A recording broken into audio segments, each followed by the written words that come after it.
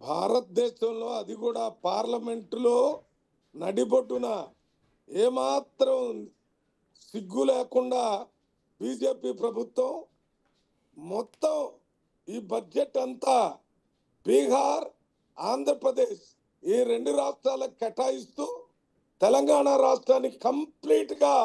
neglect చేసి మర్చిపోయి మరి విభజన చట్టం ప్రకారం